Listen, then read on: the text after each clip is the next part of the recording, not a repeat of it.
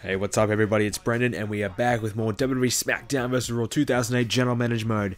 This is the episode after the No Mercy pay-per-view. Now, if you haven't seen that pay-per-view, you have to go and check it out. It is episode number 32 of GM mode. And here's a quick recap for those of you who have seen it.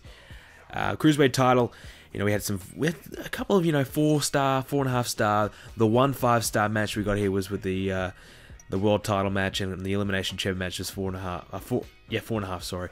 And the overall pay-per-view was a 4.5-star match. So it was a really good pay-per-view. I really enjoyed doing it, and got some good feedback. So I highly recommend that you guys go and check it out. This is where we are at on the ratings list. We are still well behind Raw, but we are catching ECW. Hopefully we can eclipse them in the next couple of weeks. But with that being said, it is time for a whole brand new look on GMO, because we now have no rivalries. We've done them all. We've played them all out. So it's time to go in a new direction. And with that being said, let's go ahead and make some trades. Now, we're going to try and be a little bit sneaky and, I guess, cheeky, I should say, which is what I meant to say, sorry. We're going to try and trade Elijah Burke for Edge, but instead of, alright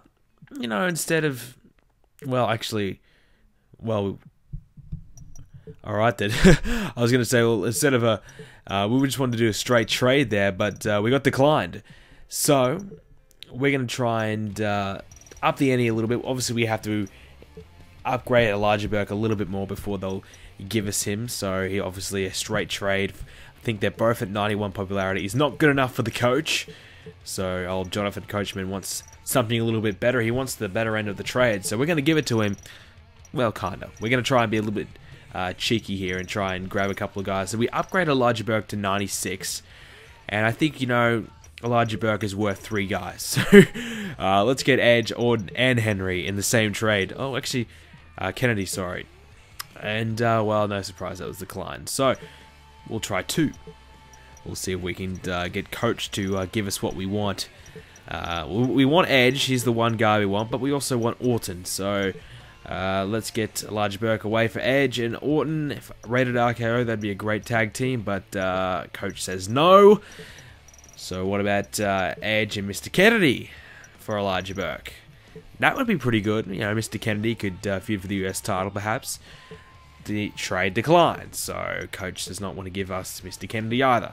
So, 4th time lucky, I think. So, mate, I don't know, is it 4th time? I've lost count. So, Elijah Burke, we'll trade him out, for Edge, and I guess Mark Henry, he's the lowest guy. Let's see if that works. We still want someone extra. Alright, accepted. So we now have Edge and Mark Henry, which is good, because now we have Mark Henry who can team up with MVP. They're a tag team in my game, and I don't really have a name for that team, but that gives us another tag team to play around with, and obviously Edge, we can move him into the world title picture if we need to. And, yeah, so a good trade, I think. Elijah Burke, he's been US champion. He's feuded off with MVP. I thought MVP kind of won that feud, and obviously he's the new, the champions. We have Jeff Hardy and John Cena, our new champions. John Cena, new US champion. Jeff Hardy, new Cruiserweight champion. That was the aftermath of No Mercy. Then Undertaker and Crime Time still defending their titles. We're going to build Edge up a little bit in terms of endurance to make sure he doesn't get injured, so we can keep him around for a little bit longer. But we're going to build up his popularity just a touch, so he's on par with Elijah Burke. So he's 96 now. So that's fair. I know I don't really like to do trophy dates too much, but if we have to, we have to. So, like I said, No Mercy, we got a couple of new champions as well, so that's exciting. Some good times ahead, and now I'm not going to do a world title match, but I just wanted to see if Edge was in contendership for the World Heavyweight Championship, and yes, he is. So we're going to do Edge and Undertaker as a rivalry. So we haven't seen that one yet in our GM mode, so let's go ahead and do that. I think that'll be pretty cool. Edge and Undertaker feuded out for the world title, and that'll give us something different, something we haven't seen, and obviously we add Edge in. We added Triple H in not long ago as well, so we still got a lot of rivalries we could do with Triple H. I was going to do Undertaker and Triple H, but I think we'll keep Cena and Triple H together. So we'll do John Cena and Triple H feuding it off. I think that'll be, since Cena did take Triple H's belt away from him. So that sounds pretty reasonable to me. So Edge and Undertaker, they'll square off in the first match in SmackDown tonight. And then we will have, well, you know, it's interesting because we know we have a lot of situations and a lot of scenarios we can go with right now. It's difficult to kind of determine where we're going to go with in certain things. We're going to have a fatal 4-way, so we're at no tag team match. Nitro Hardy will take on Mysterio and Helms, so all the cruiserweight guys there. I think they were all 4 participants of the fatal 4-way ladder match from the No Mercy pay-per-view. John Cena and Triple H are going to battle it out, obviously, like I just said, and we're going to put those two as a feud. So we'll have Cena and Triple H. Oh, yeah, they're both dirty, so we can't do it, which means we have to turn one of them face. And I don't know, Triple H or John Cena. I think we'll probably turn Cena face because I want to do Undertaker and Triple H in the future. So it's better off that we keep Triple H as a heel, so we can do that in the future. And then and also, I mean, I guess we could do John Cena versus maybe Edge next up. I don't know, something like that. That'll be pretty cool. So probably makes more sense to turn Cena heel, and that's exactly what we're going to do. Batista and so Batista will team up with Brendan to take on CM Punk, and well, who's going to be the next guy? We've got no idea.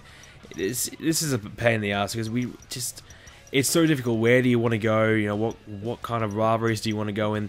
So we're going to switch it around. We're going to do Crime Time versus Batista and CM Punk.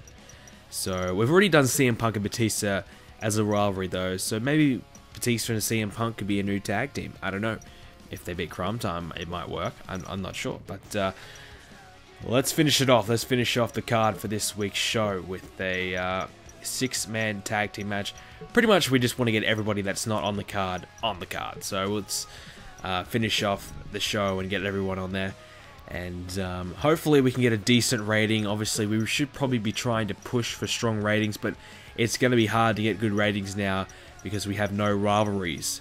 So we were really kicking ass in the ratings because we had rivalries set. So we were really starting to climb back and get our way back to the top. We got almost on level with ECW.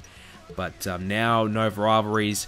The other shows are just going to get probably that half-star extra than us every week until we do build up a certain amount of rivalries.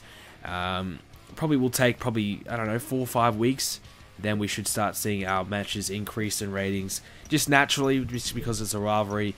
And then you add a stipulation applied to some of those matches and maybe a title match, and you'll have a pretty good card overall. So we have done the match card. So obviously that 6-man tag team match, pretty much just everyone filled in there. And obviously Undertaker versus Edge. We have to play as Edge this week because it's his first match on SmackDown. So it's only right that we play as Edge and watch or check out his match. So here comes Edge. His first match here on SmackDown, and he's a pretty good addition to the roster. I think you think about it, he's also a light heavyweight. He can compete for the Cruiserweight title if it happens to go in that direction. So he can kind of do everything. He really fits the mold as a really top priority superstar for SmackDown. I've never really had Edge that much on my GM mode. You know, whenever I play GM mode, Edge is one of the guys, you know, that the other brands, they swoop in and take, but I don't really try and fight for him. I never really pick Edge when I'm picking a draft. I always pick Undertaker, Triple H, John Cena. I always pick Randy Orton over Edge as well. So I never really have Edge on the show, and it's rare now. It's kind of weird having Edge in my GM mode, but I think he's a really good addition to the roster, though. And yeah, thinking back, probably should have had Edge in my SmackDown show a little bit more, because I normally do play SmackDown all the time, and I've talked about this before, but simply because, you know, SmackDown suits me more. I don't really like playing with the Divas and whatever, but yeah, it's just strange to have Edge on the show. Obviously, we did give Raw another strong asset and Elijah Burke, a 96 popularity, and Raw's the top show right now. We probably should have tried to take some more mid-range guys. Maybe we should have taken 2 or 3 70 to 80 popularity guys in exchange for Elijah Burke. That would have probably hurt Raw a little bit more than just taking the one top guy and replace him with another top guy. But I thought just bringing in Edge would spice up the show a little bit, and probably will give Raw the little edge though. But we do have, well, no pun intended, but we do have a lot of good top guys on our show. We have a really strong balance of popular guys on our show, so I don't think it's going to affect us too much. We just have to set the rivalries, we just have to set the right matches, and we're going to get the ratings we need to eclipse Monday Night Raw. We just have to do the work. So Edge and Undertaker here. These guys should battle out to Survivor Series. It'll be another multi-brand pay-per-view, so I think we'll probably have a Survivor Series match, but I don't know. Do we get it? Because I think it's the top 2 brands that get it, and we're the 3rd brand at the moment, so I don't know. But maybe we'll just get the one match, and probably will only be Edge and The Undertaker battling it out. So that's a little pain in the butt again. I don't really like doing these multi-brand pay-per-views simply because, you know, we can't get what we want on. But I think after that we get Armageddon, I believe. Pretty sure it's Armageddon for us. So we get that after Survivor Series. So not too long away, probably what, 11 weeks until we get our proper pay-per-view. So it's really not that long. Normally it's about a 2-month wait. So in recent times it's been quite a lot longer than that until we do get our proper pay-per-view, which means our rivalries probably won't last. And it also means, you know, I've set all the rivalries to Survivor Series, which means we won't have these rivalries extending onto our Armageddon pay-per-view. So Armageddon could lack a little bit unless we do change plans or something like that and start a new rivalry before Survivor Series. I'm not sure, but that's certainly something to consider. Maybe we should, you know, call it quits after 5-6 weeks and start to build towards Armageddon, so we have another 5 or 6 week feud heading in towards the pay-per-view. That's certainly something to consider. But it's interesting, you know, we're now heading in towards Survivor Series, which means we've done quite a fair chunk of GM mode. You think about it, obviously the series has gone on for quite some time.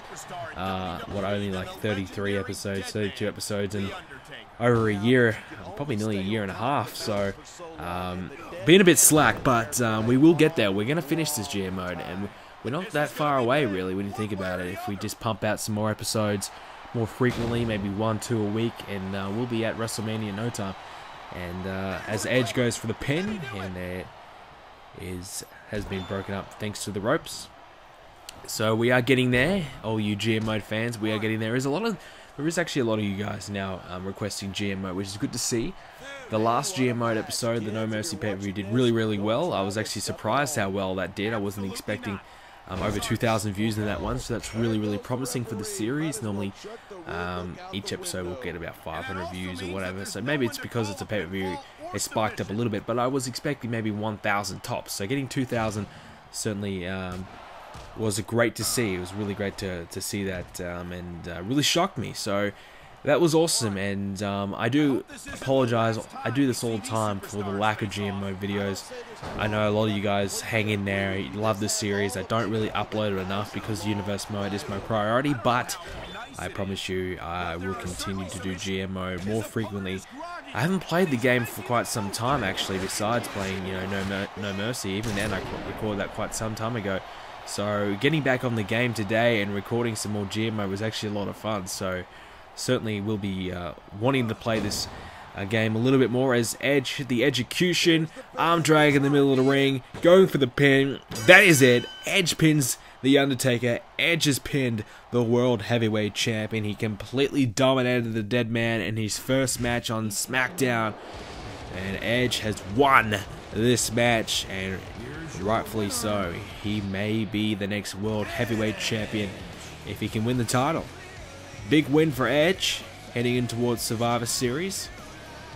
And poor old Undertaker, he's been champion for quite some time, actually. Undertaker, he's been through a lot of battles in recent months, and now a new blood has entered the show and is ready to perhaps take his title away from the Dead Man. So, good win there from Edge. As we move on to the other matches this week, what happened on this week's show? So we had Mysterio and Helms, they defeated Nitro and Hardy.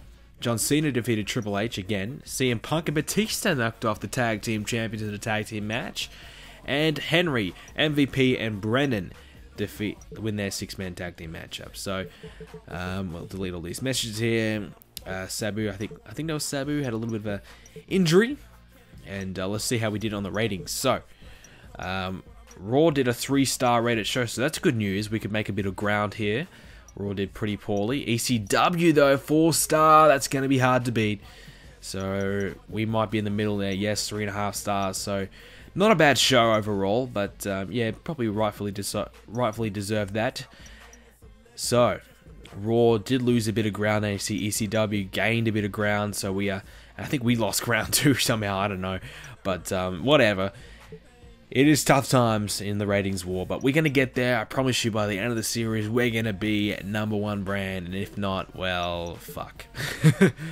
So before we end this one, we're gonna quickly put John Cena and Triple H in a rivalry now that John Cena has turned a good guy. Cena is the loved good guy now. Everybody loves Cena again. So it is time to call it quits for this episode. Hope you guys enjoyed it. If you did, leave a like, comment about anything down below. Follow me on Twitter, and I'll see you all in the next episode.